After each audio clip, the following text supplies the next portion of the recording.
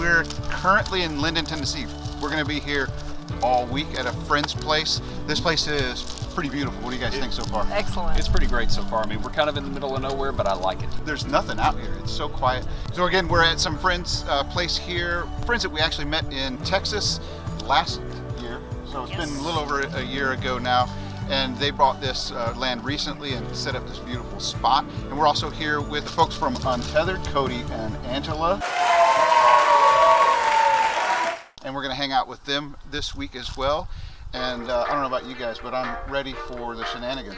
I'm ready for shenanigans. I'm thirsty too. I am thirsty, so let's hit it. Let's hit it. All right. This is that love life, so nice. Luxury. Luxury. This is that love life, so nice. Luxury. Luxury. Walking with the attitude, influence on magnitude. Yeah, we going up. We a whole mood. Love to see a big win. Hop in the whip for a spin, spin. Headed for the top. Yeah. Cute the violins. Glitter gold on a roll. Watch me shine. Watch me glow. This is that love life, so nice. Luxury. Luxury. This is that love life, so nice. Luxury. Coming in on the scene, looking so fresh, looking so clean. Everybody talk about a glow up, yeah, cause they love to be seen. Yeah, just actually straight back, man. You're good. Perfect.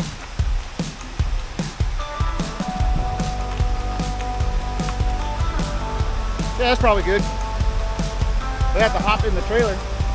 So our host this week, he just got this big 250-gallon water tote, whatever it is here. It's about 250 gallons. And they're gonna use it to gather water for their landscaping projects.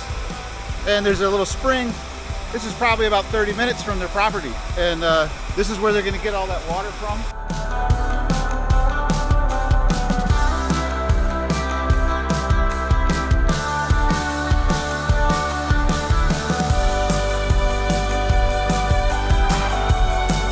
Somebody has just put hoses coming out of this waterfall, and it kind of has this little spring down here, and so this is where he's going to get all his water in. This is really just kind of cool.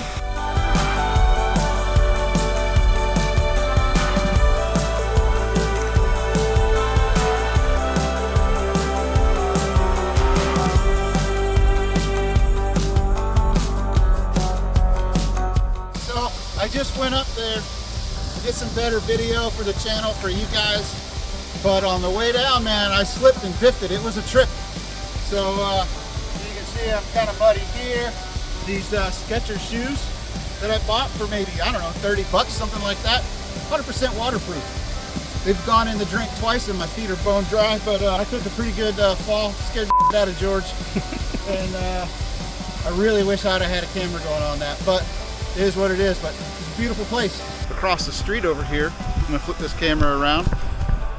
Across the street, we've actually got some houses that are being fed straight from this little spring or waterfall. So I guess that's the kind of stuff you do in Tennessee, huh?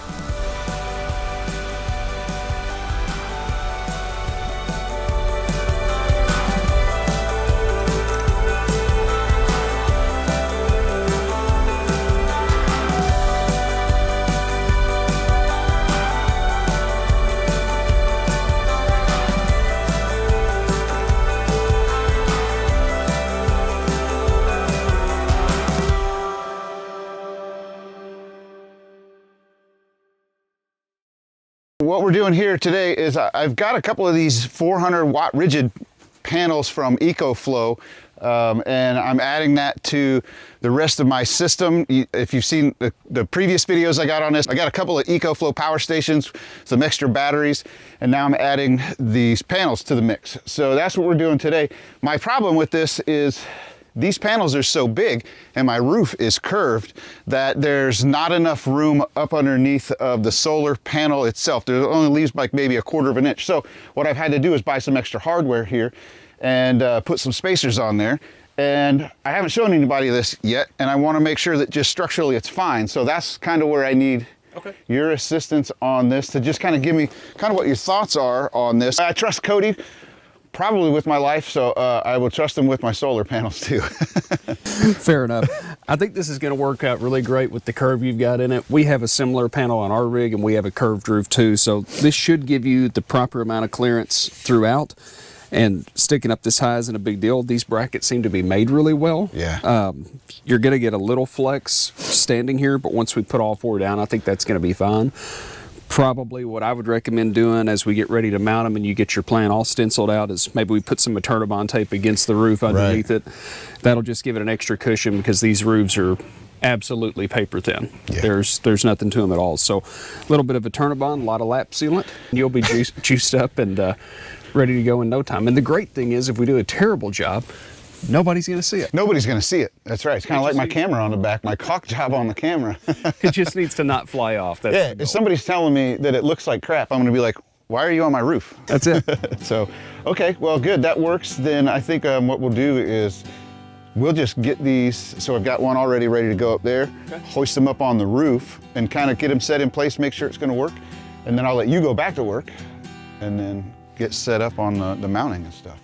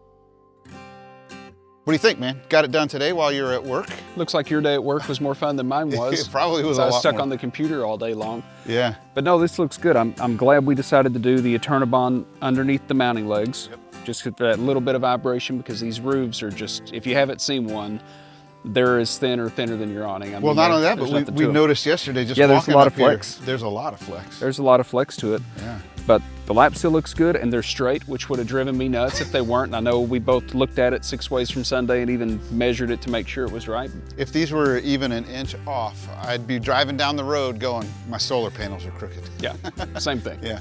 Same thing. So, and those feet, I think those feet are going to work out well. It brought it up just high enough. We should be able to see it in this picture over here. Initially, I was going to run that panel lengthwise across, or widthwise across. When I put some spacers, some extra hardware on these legs, which allowed me to lift it up a little bit and get it up over my Wi-Fi antenna over here, the travel Wi-Fi or the Travel-Fi, whatever it's called. Never use it. So this worked out really good. I think they're gonna be real stable going down the road. Yeah, I think they'll work good. I wouldn't worry a bit to drive behind you on the way out of here. But no, I think they look great. So, so I'm not a big electrical expert and I don't know a ton about this stuff. It's kind of a weak point for me. So what does this give you? So what we've got down here is we've got two 400 watt panels in series, so 800 watts total. And this is, again, is in addition to my EcoFlow system. These are actually EcoFlow panels. I got a really good deal on them. I actually got them, I had some Eco bucks saved up. So I think these panels cost me right about 800 bucks for both of them? For both of them. Oh, that's not bad at all. It's not bad at all, especially when you look, that panel right back there, that's a 370 watt panel. I can't remember the manufacturer. They're a 330 watt panel and a little over 800 bucks just for that one panel. Yeah, I had the same on mine. I've got the 370 on mine and I think the sticker said about an $800 upcharge. Yeah, so normally these go for $1,000 for the pair, which is still pretty good when you're looking at other ones. And 10-year warranty, I've had nothing but good luck with all of this EcoFlow gear. I was really happy to get this into my EcoFlow system.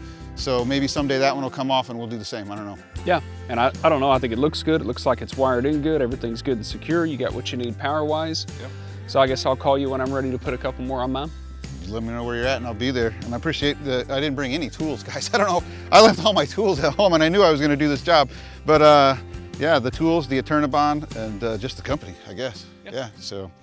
It's been a good time and we got a little bit of work done. It wasn't all play. We did get a little work done. We got a little bit of work done, so. Yeah, that's gonna wrap it up for this solar part of this. Finally got it done. I think I'm done, guys. This is, it's been a long road to get to this, but I think we're up for some good boondocking, so I can't wait. I think so, I'm excited. Good work. Yeah. All right, cool.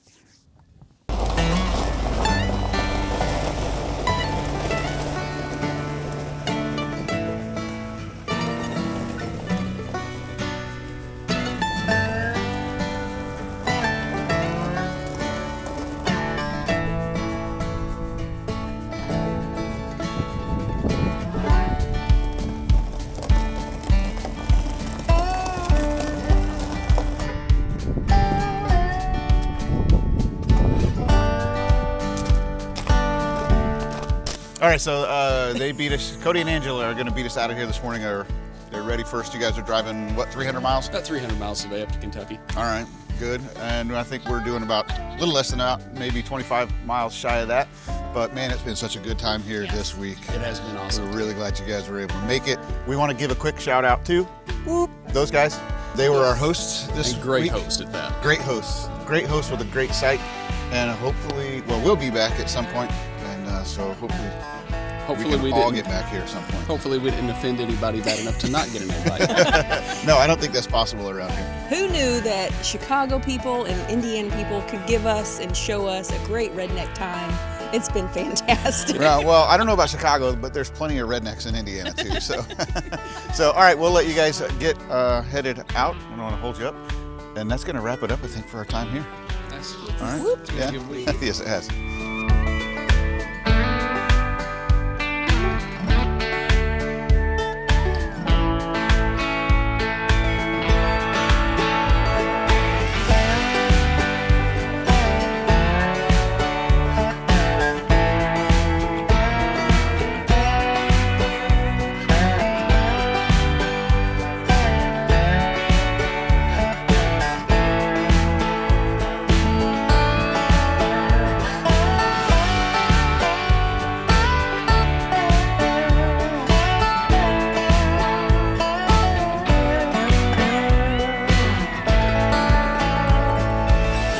Got an alert here on the truck, said trailer brake issue or something like that. Service trailer brakes. We are headed north through Tennessee. It's a little bit hilly, it's not too bad, but I don't have any trailer brakes right now, so we're gonna pull over here. Hopefully at the next interchange, go back there and see what's going on. I'm hoping it's just the 7-way, maybe just came disconnected. I hope. But yeah, we'll pull over here. Looks like maybe in a couple of miles, and check it out. All right, well, hopefully this is it. I'm just gonna unplug it. back in. Hopefully that's it. All right, let's go try it.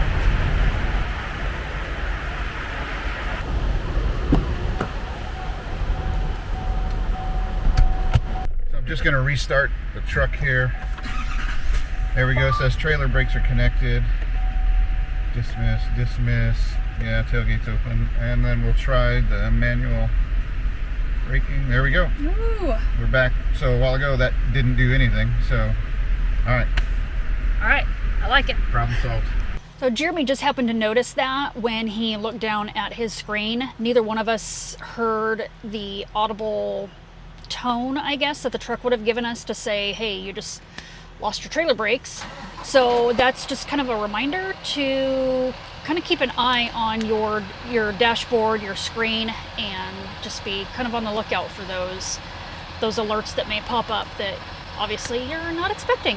Okay, so we obviously made it back safe and sound. The brake issue was kind of a non-issue, but I did want to kind of circle back to that a little bit because I think I was a little bit more concerned about that when it happened than maybe what I let on in the video. And it wasn't because I didn't think we were unsafe. I felt like I still had control of the RV just under normal circumstances. You know, if I had to slam on the brakes, it would have been probably a lot different. But it, you know, it didn't feel terrible without the brakes, but we obviously wanted to stop and get it fixed. Yes. But what worried me the most was I didn't want to get stuck somewhere and, you know, try and have to figure out what are we going to do about this brake issue in an area that we know nothing about, we know nobody, and no telling how long we would be stuck there. Right. Luckily for us, we were within about 30 minutes from the friends that we had just left. So That's true. that would have helped us. But had we not just been leaving their place, Yeah. it would have been a lot different. You know, like he said, we don't know anybody. Where do we go? Where can we stay? Yeah, so then you're forced to make a decision. Do you try and make it on down the road without no trailer brakes? Or, you know, do you stop and figure it out? Maybe you guys can chime in here, let us know what you think you would do about that.